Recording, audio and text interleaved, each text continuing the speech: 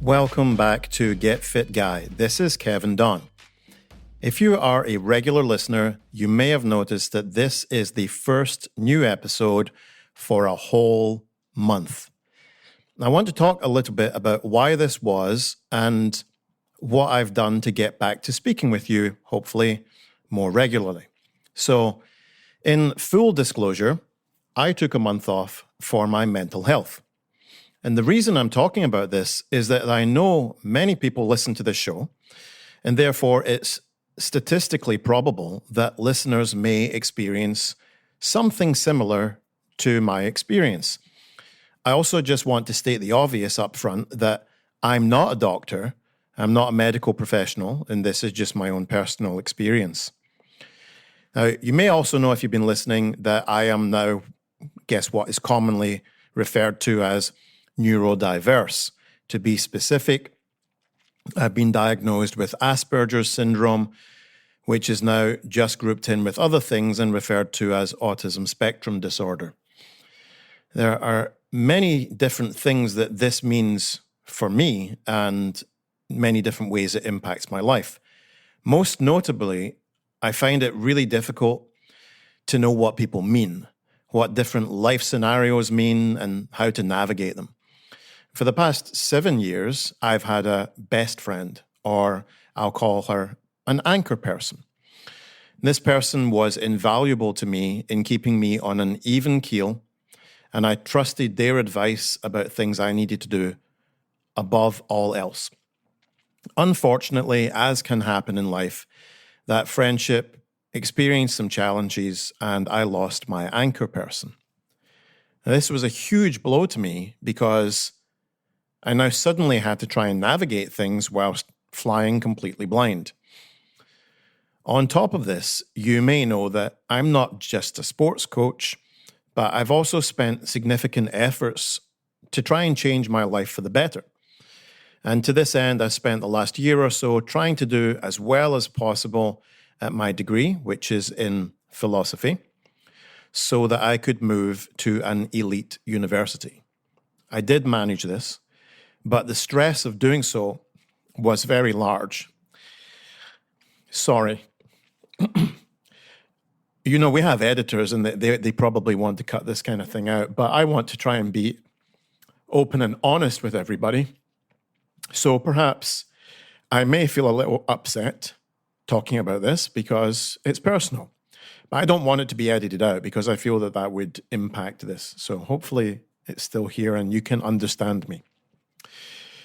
So the stress of trying to move to an elite university was really a lot on me. And now I need to move to this brand new university in a brand new city. I don't know any people there. And this can be a major challenge for anyone, but I think for neurodiverse people, it might be even harder to cope with change and attachment that I have to weird things. I can get attached to inanimate objects. I'm attached to my favorite barista at my local coffee shop, and if she's not there to make my coffee, I don't know what to do. I'm attached to the mat space that I like to use at the gym I go to. And if someone else is using that, I might just leave the gym. Anyway, all of these things combined and totally overwhelmed me. And I'd been spiraling downwards kind of all summer, but it reached a head about a month ago and I just hit absolute rock bottom and couldn't function. I wasn't eating food. I lost about 12 pounds in body weight and struggled to go outside and, just was feeling a bit like now, very, very emotional. But I had to look at things really objectively, and I realized that with only 5 weeks to go before I was due to start at a new university, I really needed to sort things out and to do it fast. Because moving to a new city is challenging enough, but the pressures of a more challenging course at a more challenging institution, if I couldn't steady the ship, then I'd be at a massive disadvantage before it even started and potentially fail at the endeavors I was making to make my life better. So Fast forward 4 weeks where I've not done any new podcast episodes. And yes, I'm still having big challenges. But things have improved to the point that I feel like I can move to a new city and I can start university and be able to cope with the demands. Regular listeners will know that I don't see fitness as getting shredded so you can go to the beach. It's about being disease-free within your whole organism, being healthy in your body and also healthy in your mind. Philosophically speaking, identity or self is really murky. One thing we can't say for certain is that the mind and body aren't connected. They look like they need each other. So it would be remiss of me to want everyone to be healthy, but not talk about health of the mind. But I can only talk about it in terms of what I know. The network has a psychology show, but I do know what's helped me, even myself, out this month. And I can also talk about the mind in terms of philosophy too, and stay totally in my lane.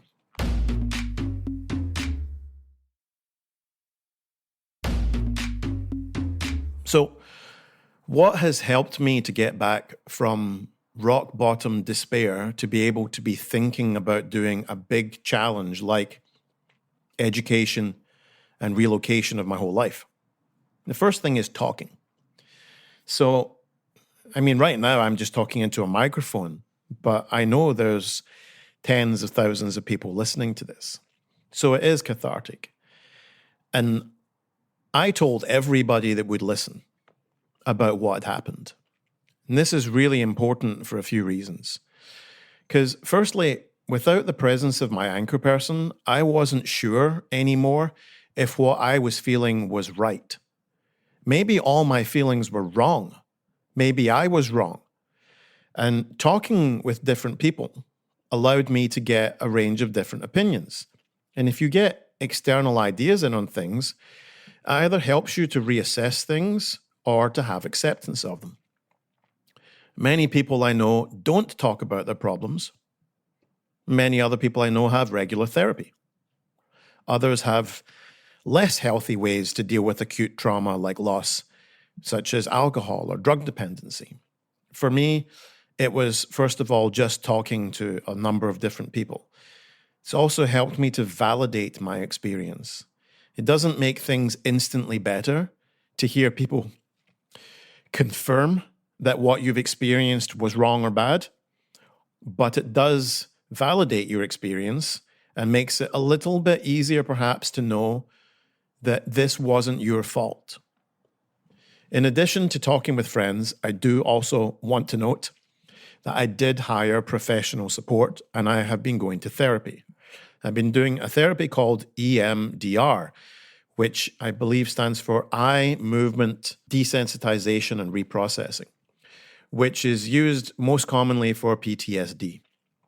I might talk about EMDR in another episode when I've had more sessions and I'm better placed to talk about it.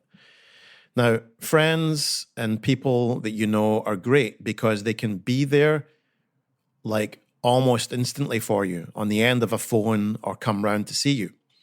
And they're certainly cheaper than therapy and they listen for longer than an hour.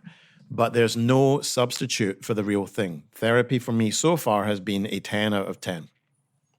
The next thing was try to stay really busy. And when the wheels first fell off, basically I just hid in my apartment, wore comfy hoodies, didn't shave, didn't shower, didn't do anything but sleep. This meant, though, that I was pretty much alone all day with my thoughts, flashbacks to my lost friendship, worries about the future and university, imposter syndroming myself, believing I wasn't good enough.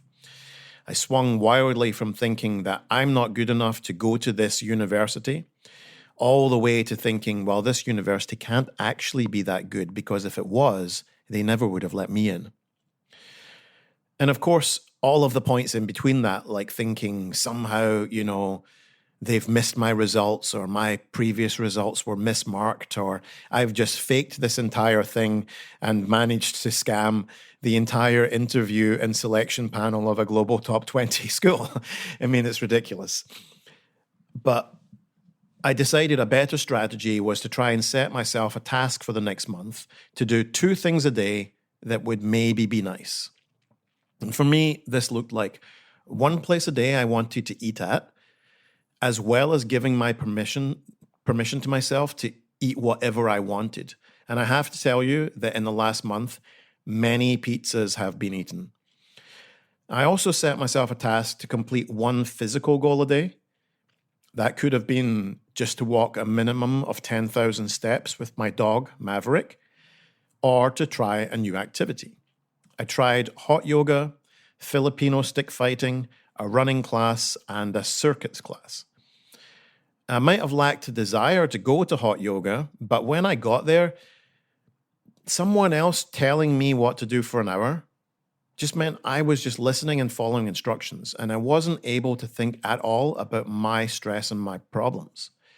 Sure, they came back when I walked out the door, but I'd bought myself an hour where my mind and my heart were just relaxed.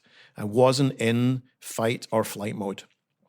And this was really critical for me because it reduced my overall stress. The next thing was nutrition.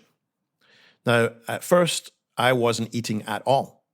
I didn't eat for maybe 4 or 5 days, and my body weight just plummeted, and this is bad.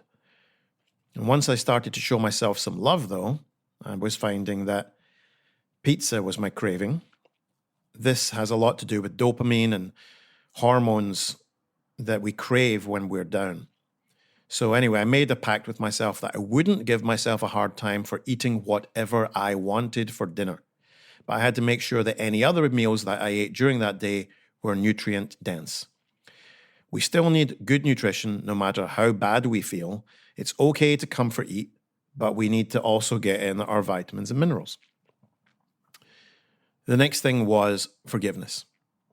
Now, when things go wrong, we all want to understand what happened, want to fix things, or we want to have closure. And in a relationship or friendship, or maybe even the loss of a job, this isn't always possible. The other person might not want to speak to you, and then you can't fix things. This becomes really frustrating, and you might panic. And I know I did. And that's okay, because it's normal to panic. It's normal to experience every emotion: anger, sadness, rage, despair. But you shouldn't then add guilt on top of that. You shouldn't be guilty for how you feel. That's just you gaslighting yourself. You have to feel what you feel, acknowledge it, and forgive yourself. And at the same time, when you're ready, try to understand what happened to lead you to this point. Therapy might help unlock this for you. Now, have you had a trauma or a group of traumas in your life that have locked you into a certain way of responding to things? What can we do to avoid repeating the same cycles in future? Now, I know for sure that it hurts so much to lose this trusted anchor person. So what can I do to make sure that in future this doesn't happen again? And I'm going to leave you with a short poem by Portia Nelson, and it's called "There is a Hole in My Sidewalk." Chapter 1. I walk down the street. There's a deep hole in the sidewalk. I fall in. I'm lost. I'm helpless. It isn't my fault. It takes forever to find a way out. Chapter 2. I walk down the same street. There's a deep hole in the sidewalk, and I pretend I don't see it. I fall in again. I can't believe I'm in the same place, but it isn't my fault. It still takes me a long time to get out. Chapter 3. I walk down the same street. There's a deep hole in the sidewalk. I see it's there, and I still fall in. It's my habit. My eyes are open, and I know where I am. It's my fault. I get out immediately. Chapter 4. I walk down the same street. There's a deep hole in the sidewalk. I walk around it. Chapter 5. I walk down another street. If you have any questions or just want to say hi, please email me on getfitguy@quickanddirtytips.com. Get Fit Guy is a Quick and Dirty Tips podcast thanks to the team at Quick and Dirty Tips, Morgan Christensen, Holly Hutchins, Director of Podcasts, Brian Getchus, and Davina Tomlin. I'm Kevin Don. If you have a question for me, 510-353-3104 is the voicemail, or email me at getfitguy@quickanddirtytips.com. For more information about the show, visit quickanddirtytips.com or check out the show notes in your podcast app.